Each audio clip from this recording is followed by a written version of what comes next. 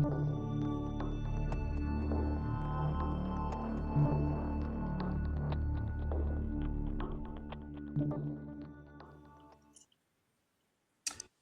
everyone, and Happy New Year. Welcome to the Wall Street Blockchain Alliance's Crypto Roundup for Friday, January 3rd, 2025. Ron Quaranta here with my amazing co-hosts, David Brill and Josh Klayman. Good to see you both. Before we begin, our usual disclaimers, obviously, thank you, everyone, for joining us on LinkedIn, on X. Our recordings will also be shared starting next week on Spotify and Apple Podcasts. Thank you, Mr. Brill, for constantly pushing that button very wisely. Before we begin, obviously, for everyone in the audience, everything discussed, obviously isn't investment accounting, legal, or any kind of tax advice at all. And everything that Josh and David and I are discussing really are our own personal opinions and don't necessarily reflect the opinions of our firms. David, Josh, we are back. It is good to see you both. David, let's just get it out of the way for the folks in the audience. I confess, I concede to the loss. I am looking forward to a nice Barolo and steak dinner. We'll figure out the date. David, Josh, how are your holidays? Mine were great, Ron. Actually ended up being in New York City for New Year's. Had a great time despite the rain. And I think the markets decided right before our podcast to start heating up. So very excited for what 2025 has to offer. Josh, what about you? Where were you jet setting the holiday season? Well, for New Year's, I was also in New York with my kids. We went to a party. It was black tie optional. And we sang around a piano, singing in the new year with show tunes, Taylor Swift, Billy Joel, and other assorted tunes, which was really fun. It was really fun. Very nice. Great. We've got a lot to cover. David, let's kick it off. Let's talk about some of the markets, and Josh, we're definitely going to have to catch up on some of the legal and regulatory stuff as well. But David, you and I text often. Josh is stuck in these text messages with us, but the Santa Claus rally kind of petered out. In your mind, what really happened in crypto prices post-election? This is fantastic, crypto-friendly administration. BTC hits 108,000, and a lot of the steam came out of there. I've often talked about the froth coming out of the market. David, was that the right perspective? I think we really saw a lot of profit taking. Yeah. We also saw the stock market go down at the end of the year. So I think there was a combination of both. Look, there's some people who got in the mid to late 30s and have a 2x plus. Yeah. And, those, especially the professional investors, are going to definitely take some off the table. There's some window dressing for the end of the year that was going on. So, it didn't play out like I think a lot of people hoped. But I think with the broader market going down, it wasn't a total surprise. Didn't play out certainly the way I had hoped it would, David. Josh, what did you think about what you saw in December in price action? So I was very suspicious of David Brill. Tell me why. Let me hear that. Because I think, I was just thinking of the bet. What can I say? I see it through the lens of the bet and that steak dinner. But yeah, I agree with you guys. I don't have any deeper insight. What I do think is that if you look in the aggregate over the course of the year, there was a lot of upward movement anyway, right? Like if you take a look, just because there may have been somewhat of a dip at the end. But I do think also, like, I've had some conversations with people, and it's sort of, I've woven, I've brought in things that we've talked about, including, and then others have talked about, including about the likelihood about legislation early in the year versus later in the year and things like that. And I do think that is playing into things because people are in part trying to figure out, okay, so we have the excitement of the new administration coming in. How much change will there be? Yeah. Josh, you and David both raised a really good point. I was looking at the data earlier this morning, and even though we had a down December, relatively speaking, the Santa Claus crypto rally fizzled out. BTC was up over 125% last year. Year to date, being the 3 days of 2025, we're up almost 5% alone. David, I want to expand upon that a little bit. And for everyone in the audience, again, thank you so much for joining us. David, you and I talk about market flows a lot as well. Do I read too much into BTC and ETH spot ETF outflows, or is that part of year-end positioning in your mind? I think we're starting to see a rotation. And, every year after the halving, We've really seen altcoins really rally. Yeah. And I think, as we've talked on this program, I think that Ether is undervalued here, especially as compared to Bitcoin. Because remember, ETH's all-time high is around 5,000, Yeah. around 3,500, and Bitcoin's all-time high was 70, 70, 73, and we're at almost 100. So, I think Ether, and I think some of the altcoins, we're going to start seeing it rally from here. And you're starting to see larger inflows into the ETF and the Bitcoin ETF, like we talked about. So I really think this next 3 to 6 months, we're really going to see Ether and the altcoins really start to rally. David, and I want to pull Josh into this as well. She's been stuck on enough text messages about this with us. You and I texted back and forth in the past few days about the wirehouses. I think you referenced some articles about, I want to say it was Morgan Stanley. Forgive me if I've gotten the firm incorrect. But this idea that these major firms are really preparing for an influx of customers, really interested in getting involved. David, I'm just going to say it. We've said that before. Why is it different this time around? Well, I think there's two things. One is, we're going to have an administration change. I think regardless of individuals' politics, I think people can agree that this administration has been somewhat hostile to the crypto industry. And so with a new administration, look, we have our own president through, I guess through his son or, through a different vehicle is buying some of the crypto, altcoins. Yeah. And so, this is certainly like a 180 flip from what we've seen previously. So I think that if you marry the economics of things along with the what we perceive to be the regulatory changes we'll see, altcoins become a lot more attractive because there'll be less of a fear of, litigation, Wells notices.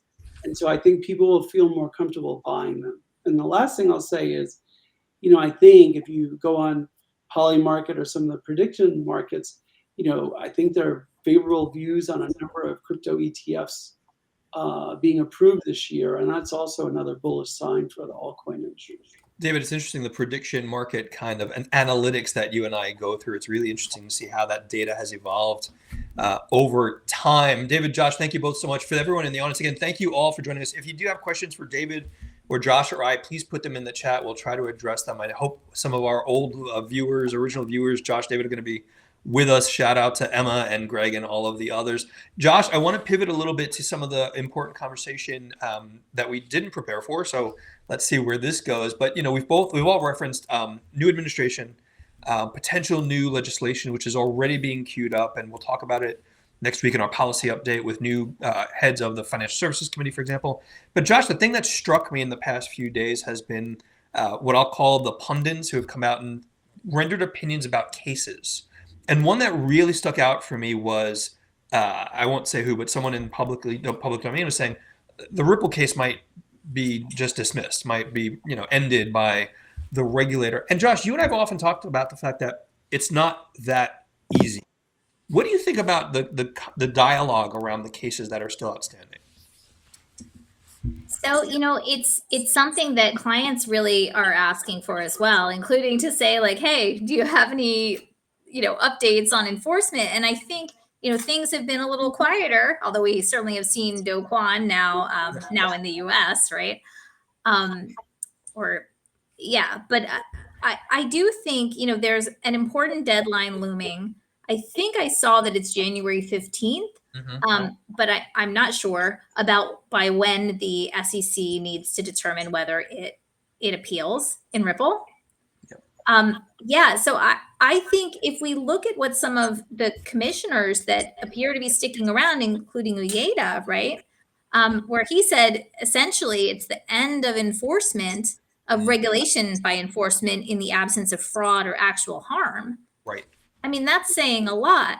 So, yeah, I mean, we don't have Atkins in yet. We don't know who his new head of enforcement will be. And as David Brill has very aptly explained on prior episodes, a lot of discretion will go to that person.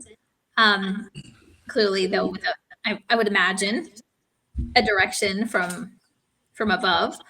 But yeah, I mean, I think now is a sort of a wait and see time, because we know that on the last day of Jay Clayton's tenure, that's when the Ripple case was launched, and it looks like Gensler's going to be around until the day before Inauguration Day. Josh, thanks. David, let me pull you into this as well.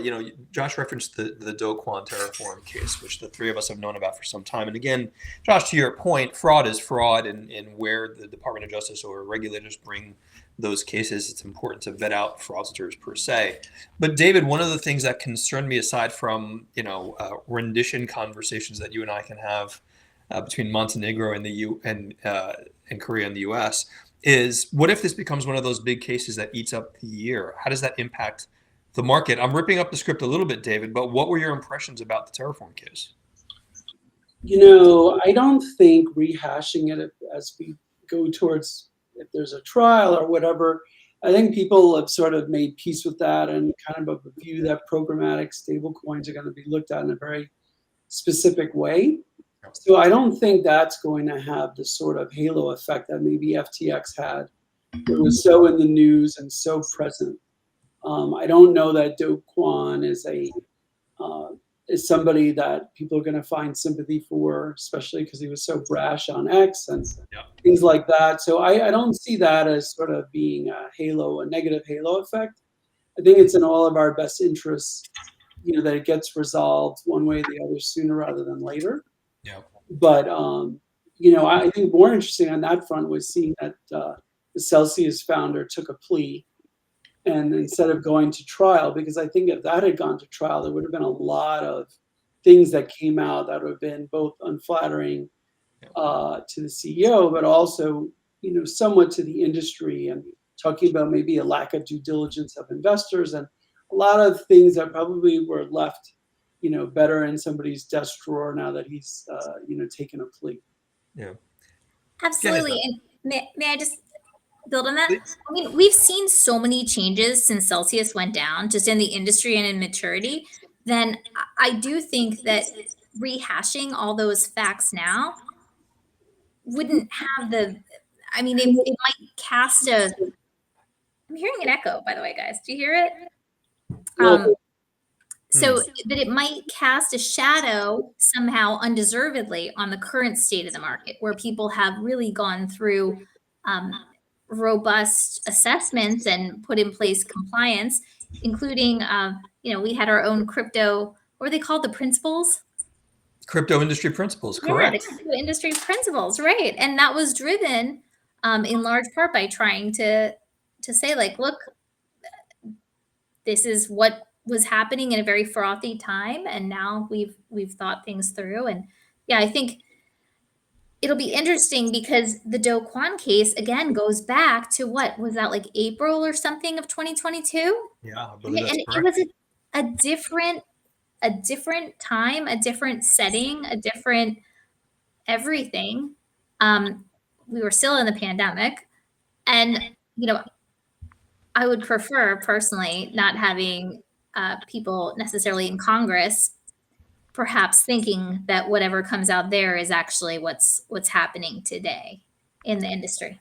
Josh, really good point. And for me, it's there's no great shocks anymore. That people realize that there are bad actors, as there are in every industry group. Pick an industry, pick a financial instrument, you'll find bad actors, and that this really is about, Josh, you said it many times, builders keep building. So it's an important part of the conversation. The one thing I do want to raise in context of this, David and Josh, I'm not sure if you saw it, but right on cue, I think there was a report, I almost want to say on New Year's Eve or New Year's Day, I'm still recovering and losing track, but how much illicit finance from rogue nations, think North Korea, for example, leverages Bitcoin. And I really do wish it would be, David, tell me if I'm wrong, a comparative conversation. We can continually hear opponents of crypto say it's used for sanctions evasion, when by far and away the global banking system, is many multiples of that. David, did you see that? And are you concerned about that going into the new year? I am a little bit concerned, but I think it's sort of this tiresome. I think the goalpost keeps shifting. First it was energy issue, and then that was addressed. And, illicit finance, we know that the US dollar is by far the highest, currency used for illicit finance. The only thing that concerns me about this issue keeping popping up is that, if they're using crypto for ransomware, that is still a problem, that we're not going to be able to necessarily get around. And I think the other one is also, do we see very prescriptive legislation trying to deal with this, theory that this is such a big issue when it's really more minor in the greater scheme of things and it does need to be addressed. So I worry about it more on the legislative front than on sort of a market sentiment basis. And David, Josh, go ahead. Oh, I was just going to say, I mean, so I agree with you guys. I do think, as we've talked about in like prior sessions, the Tornado Cash decision, while great for the industry in that way, right, and the right decision, I think it does leave some questions about, okay, how do we enforce sanctions against certain bad actors if we can't sanction smart contracts, right? And so I do think that having the discussions and thinking about these things seriously is very important, as opposed to, I distinguish that from having like scare statistics and things like that. Josh, David, good points. And the one other thing, David, you both said cybersecurity, and the three of us have this conversation regularly. We have this conversation with members of the WSBA. We have this conversation with colleagues in the industry. The importance of, I'll broadly call it proper cybersecurity hygiene, right? Like, David, it's properly make sure that you've got two-factor authentication, properly make sure that you've got things stored in cold storage. And we continually still see, as the market gets bigger, newcomers to the market being targeted, David, by click on this link because, and I see this regularly for myself, and the three of us have been in this industry for a decade. Click on this link, Ron, you just won an NFT. No, I didn't. I promise you I didn't win an NFT. So, David, I mean, are you concerned about that as well? Or, are the processes in place enough to help educate people? I mean, look, I have to say that what I would say is, like, don't hit links on your cell phone. Under any circumstances, do not use your cell phone to tap on links, because I think 90 to 95% of them are false. I saw one that looked like a Chase one that was so convincing that I actually picked up the phone and called Chase. Yep.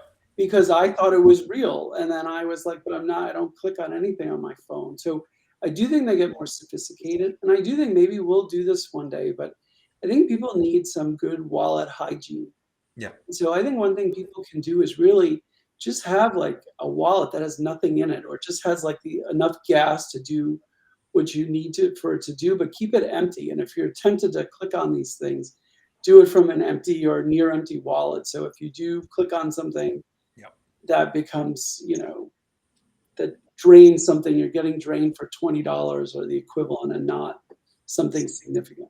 David's forgotten more about this stuff, Josh, than most of us know. So we probably have to get him on a separate webinar. David, I had the exact same thing. I had to call PayPal because apparently someone named Jerome Powell had sold me a Bitcoin, and I was supposed to send him money and accept his invoice. So yeah, for everyone out there, public service announcement, please do be careful. Josh, David, I want to pivot a little bit. Josh, you're going to watch me raise David's blood pressure, and I'm not doing it on purpose because he and I have the same concerns. David, I saw a statistic earlier today that talked about the veracity of economic data as published by the government, and someone kind of clawed through the specifics of the data. And on a good day, any economic research gets less than 43% of the respondents in any particular industry. And that's a good day. So, David, I'm bringing us back to stuff we're going to be worrying about through the balance of the year. I think the jobs report's out next week as well, and it ties into the macro conversation. David, what's your macro view of 2025? So I'm generally bullish, but I do think that the labor market is tighter than we've all seen the reported statistics. I think all the job creation in 24 was government jobs and healthcare. And, if DOGE goes into effect, I don't think we're going to see a lot more new government jobs. Well, I think healthcare is just going to continue to expand. Those aren't necessarily the only jobs you want to see. I mean, I would be really curious if in the DOGE process, with AI and all the different technology that we have access to, if we can do something about making this data better more consistent, especially if we're data dependent and making rate decisions based on faulty data. And I think the thing that does make my blood boil a little bit is that we all know the data is false, or we all know that the data is inaccurate. I don't want to say false, but yet we're still making these decisions based on inaccurate data. It's sort of like a little bit of insanity. And the problem, David, is that those decisions have long-term, long-reaching effects. It affects in the private sector how capital is allocated and capital expenses and are planned. It affects refinancings. I mean, I saw the data this morning on mortgage rates hitting something like 7% or another 2-year high. And I have friends and family who come up and say, wait, I thought you said, Ron, the Fed cut interest rates. Why? And the implications of the data, David, it spill over into the global economy, certainly spill over, I would argue, into crypto. But Josh, you've been part of enough macro conversations with you. Do you see it the same way? So I do. I mean, just from a looking at realtor.com and talking to local realtors, they were saying that the mortgage rates popped up after the latest cut, right? Because of the statements that were made that made it look unlikely that we would see additional cuts. And in fact, in some of the prediction markets, I think currently as of today, there are predictions. I mean, to the extent you put your faith in these, although they have proven oftentimes very, very helpful. I think something like 90 or 91% of people who were betting on the prediction market that I'm thinking of were saying no cut in January. Right. Yeah. I just want to focus on the interest rates one more time, David and Josh, because we know that they do impact investments across a wide swath, including crypto. David, another interesting thing, and I felt like calling you from the car. I almost did. I was listening to a business report on the radio, and it was a very knowledgeable economist who said, the economy is much worse than people think. There should be 4 to 5 interest rate cuts next year. And David, I tell you the truth, the next day I was listening to the same radio station, which had another economist that said there should be 0 interest rate cuts next year. The economy is booming, and we're worried about inflation again. David, where do we land in 2025? Oh, it's a great question, Ron. Look, I think some areas of the economy are doing really, really well. I think some are actually doing worse than what's being reported. I still think that the white collar part of the industry is slower than it's being reported. And I think that's something that we're continuing to see. And I also think, look, I'm very bullish on the prospects for our industry under Trump and the administration. But under the broader market, I don't know how much higher we can go in the stock market. I heard somebody predicting we get to 7,000 on the S&P. This feels a little rich by the end of this year. So I'm a little more tempered in my view than what some of the other folks are seeing. Josh, I feel like David's baiting me into another year-end 2020. I mean, that's what it sounded like. You heard it, right? I will not do it, David. I love you, buddy, but that's not happening again. And, your steak tastes are too expensive for me. And for everyone in the audience, by the way, Josh doesn't worry about mortgage rates when she buys a property. She just wires the money. I just wire the money, of course. Actually, though, I will say, what we're seeing on the ground in New Jersey, in southern New Jersey, at least in the towns where I just look for fun, houses are getting 16 offers, 12 offers. People are just swooping in and buying in cash, but then closing in 2 weeks. Really, really seller favorable terms because there's nothing on the market because people don't want to give up their interest rates, I would assume. Right.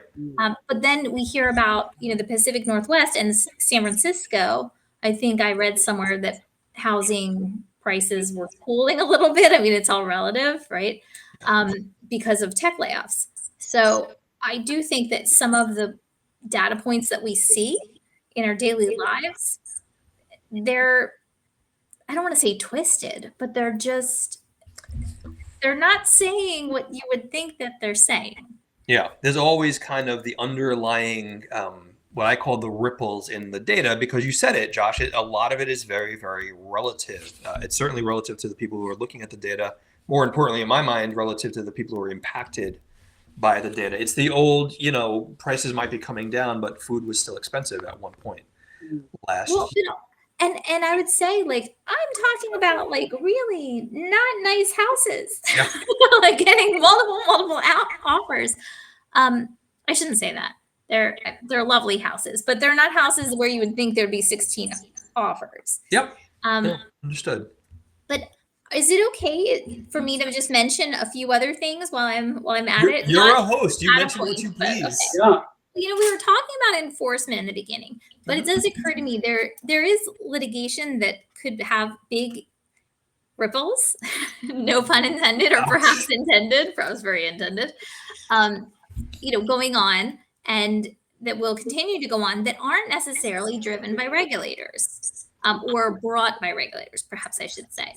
So on one hand, I believe that we saw an appeal by a plaintiff, a private plaintiff, against Ripple, where a putative class action, had been denied by, I think, the Ninth Circuit, and where an individual case was being allowed to go, but that there was this appeal happening. And so where this comes up, in my mind, and there's two other points I would just raise, is, as we've talked about in prior sessions, while we may have a vision about what regulators are going to do or may do in terms of enforcement, the plaintiff's bar is a bit of a wild card.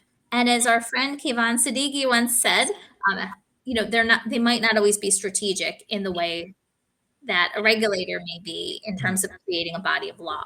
So there's that. We also saw recently, I believe, that the U.S. Supreme Court dismissed NVIDIA's motion in a ruling in December, and that related to whether there was appropriate disclosure of Bitcoin related, Bitcoin mining related revenue. Yeah. And so, yeah, I mean, I think, again, that's a different kind of litigation, but it's not that there is no litigation. And that, again, that's a shareholder suit, another class action, right? Then we also have, on the flip side, I think we saw Blockchain Association and others bring suit against the IRS in respect of its broker reporting rule, taking the same tactic that was taken successfully with respect to the SEC's broker rule. Yeah. So, or dealer rule rather.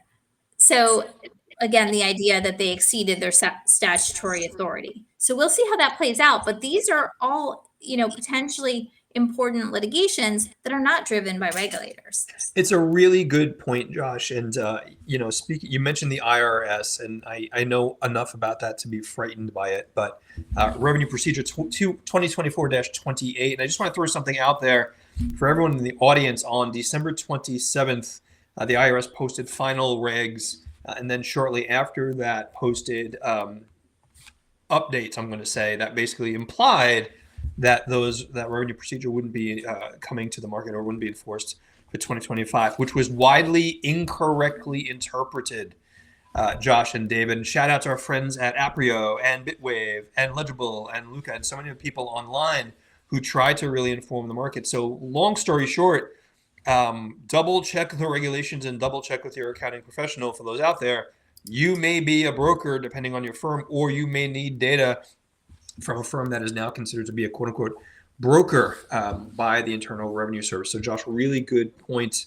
And we're probably going to do a special on that sometime in the next month or two as well. Josh, I know David, pardon me, losing my voice on Jan 3rd, as a colleague mentioned to me, and they were already exhausted with all the markets going on. David, let's step back a little bit. I don't want to talk about predictions. We did that in our last episode about 2 weeks ago. But do you see any big events that would really reinforce your view of the markets for 2025 coming up? Well, I really, I'm going to reiterate a point we made last year on the podcast. I really think that, Ether and the altcoins in this first half of the year are really going to see a lot of momentum. So I think that's one thing.